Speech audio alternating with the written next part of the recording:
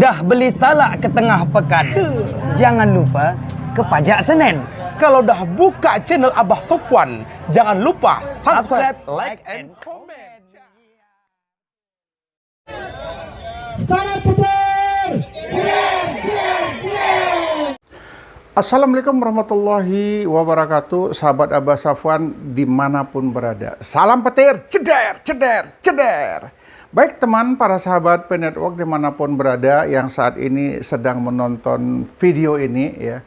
Saya ingin menjelaskan beberapa hal tentang yang dalam waktu dekat ini akan terjadi open mainnet terbuka gitu.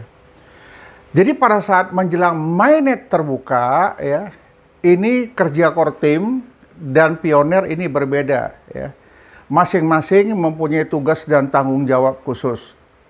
Kalau kita berbicara tentang Kortim, apa sih yang dikerjakan Kortim pada saat menjelang open mainnet dari yang kemarin sampai saat ini? Ada berapa tugas pokok penting yang mereka kerjakan?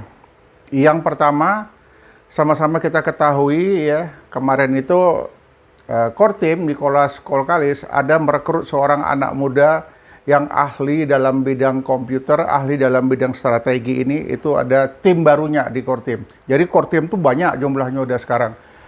Adanya di situ ahli-ahli semuanya yang akan mendukung program daripada P-Network itu sendiri. Apa yang mereka kerjakan saat ini sampai menjelang open mainnet? Yang pertama mereka itu menutup, memblokir, menghabiskan akun-akun yang nggak jelas. Yang pertama yang dihanguskan tuh akun robot. Akun yang tidak aktif nambangnya lagi, itu dibersihkan semua. Kenapa? Kortim juga akan tahu nanti berapa jumlah koin yang ada setelah ini dihapus. Ya, mungkin dengan adanya data ini memudahkan Kortim untuk bergerak, bertindak lebih lanjut. Itu adalah hal kecil ya. Yang pertama menghanguskan, memblokir akun-akun yang nggak jelas. Termasuk yang kemarin. Yang orang menjual koinnya, yang orang membeli koinnya, ini haram di Kortim. Kan sudah dibilang tidak dibolehkan, diperkenankan menjual koin Pi, membeli koin Pi. Tapi masih banyak teman-teman yang melakukan hal itu. Jadi inilah yang pertama dibersihkan oleh Kortim, sehingga Kortim akan tahu berapa jumlah koin yang tersisa. Kemudian yang kedua ya, Kortim juga melakukan kegiatan-kegiatan yang pantas, yang patut kita acungin jempol. Apa yang dilakukan Kortim? Kortim terus bergerak menyempurnakan program daripada P-Network ini. Agar nanti pada saat open mainnet tidak ada masalah, tidak ada kendala lagi. Semuanya bisa berjalan baik dan lancar. Kemudian yang berikutnya yang dilakukan Kortim. Kortim saat ini banyak melakukan kerjasama terhadap bank konvensional. Perusahaan-perusahaan yang siap untuk bergabung. Pengusaha-pengusaha bisnis yang akan bergabung. Kenapa? Kortim ini kan dia sudah punya akun sendiri, sudah punya web sendiri yang akan memudahkan Pioner untuk berbelanja.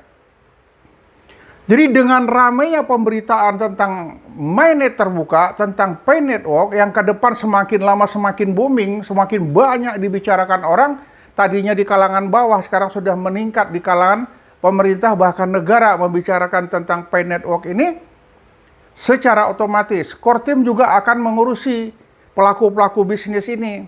Apa yang akan mereka jual, kontraknya macam mana, apa yang harus dilakukan. Tujuannya hanya satu. Pada saat open mainnet, Pioner sudah bisa bertransaksi kepada pelaku-pelaku bisnis yang disiapkan oleh Nicholas. Jadi Nicholas pun dia nggak mau buang ke pasar demikian saja. Dia menyiapkan semua segala sesuatunya agar para pioner, penambang petir tidak terjebak pada saat transaksi. Makanya saat ini kalau saya baca di berbagai artikel, banyak pelaku bisnis sudah bergabung. Tapi belum dapat restu, masih dipelajarin kontrak-kontraknya. Bayangkan seorang Elon Musk saja ingin bekerja sama dengan Nicholas dalam rangka aplikasi yang di handphone Tesla tadi itu. Ini pinter Elon Musk, dia menciptakan sebuah program yang nantinya bisa dipakai di Pay Network untuk melakukan penambangan, dompet wallet, dan lain sebagainya. Ini keren abis ini Elon Musk. Jadi kalau sudah bergabung ini semua, titik terang itu sudah mulai muncul. Jadi kita tenang saja, jangan khawatir. Tugas kita ada, tapi nanti saya jelaskan gitu. Ini kan yang saya bicarakan tadi apa yang dilakukan Elon Musk. Ya. Nanti apa yang dilakukan para pioner. Yang harus dilakukan para pioner. Biar sama-sama kita tahu, biar sama-sama kita cerdas. Jadi kita selalu mengatakan, Kortem lambat, Nicholas lambat, dan lain sebagainya. Dia bukan lambat, tapi dia ingin menyempurnakan. Yang belum KYC, bulan ini habis KYC dibantinya program Elon Musk ini. Namun tetap ada yang belum KYC. Kenapa saya bicarakan tetap ada yang belum KYC? Orang yang masih baru-baru daftar, yang koinnya masih 5, masih 2, masih 10 koinnya, yang baru daftar, itu pasti belum KYC. Nah, itu nggak usah kita pikirkan, biar core team yang mengurusnya. Kita kan sudah bertahun melakukan penambangan, koin kita sudah cukup banyak, ya, sudah ditransfer ke dompet wallet, namun ada mungkin 1-2 yang terkendala.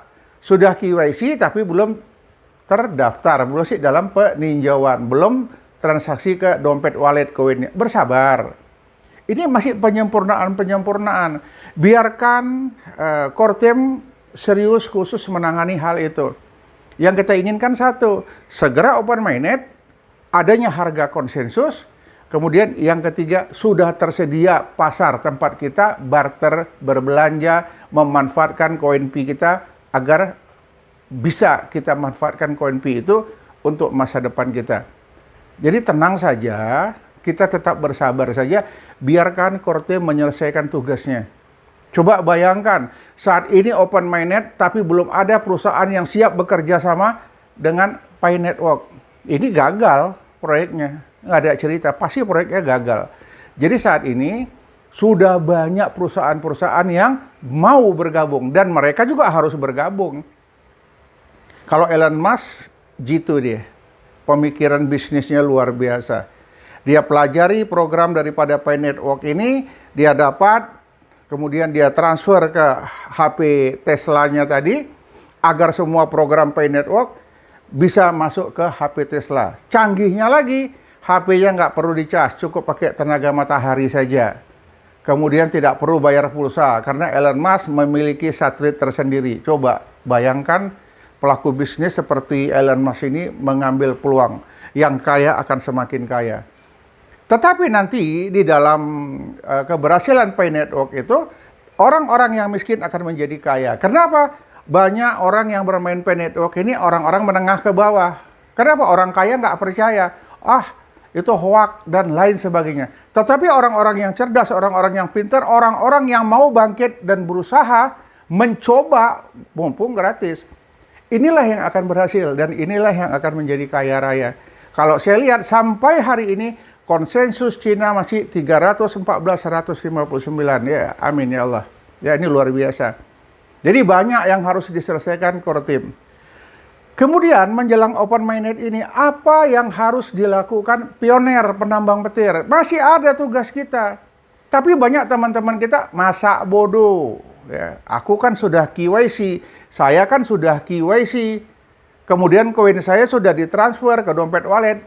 Saya nggak perlu lagi mikirkan yang lain. Ini tak boleh. Tugas kita adalah membangun ekosistem. Lakukan kecil, nyata, ada. Lakukan barter-barter kecil dengan barang-barang yang kecil.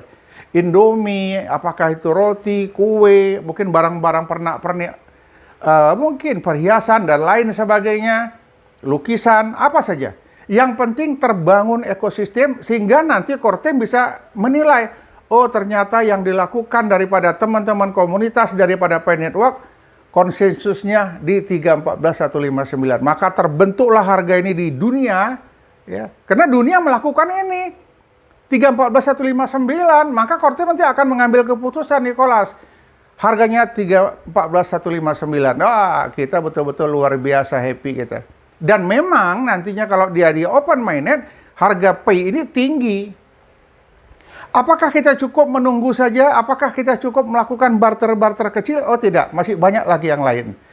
Yang pertama, ya, bantulah teman-teman kita yang bermasalah di handphonenya.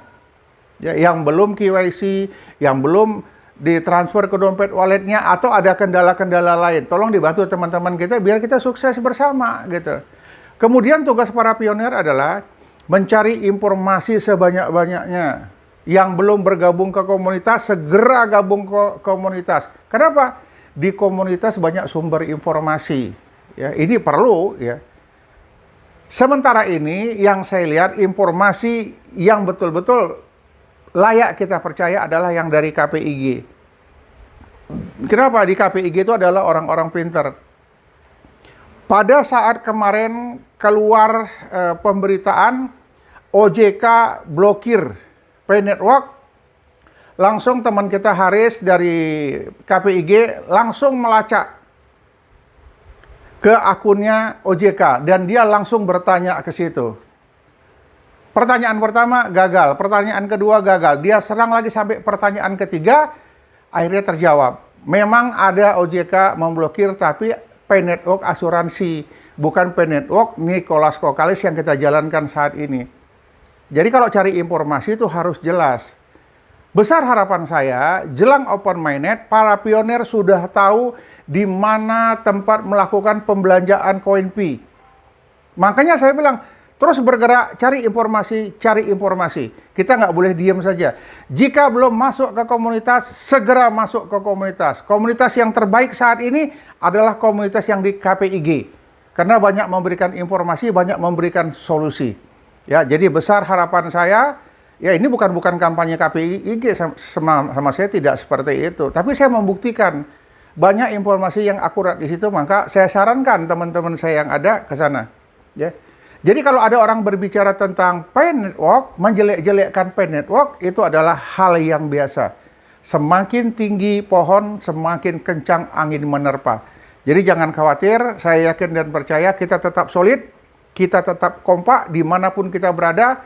Tolong perhatikan teman-teman kita di daerah terpencil, yang mungkin jauh dari inti kota, yang mungkin satu kota itu cuma satu orang yang main Pay Network. Tolong tarik dia, ajak dia bergabung, kasihlah komunitas yang terdekat dengan dia. Ya.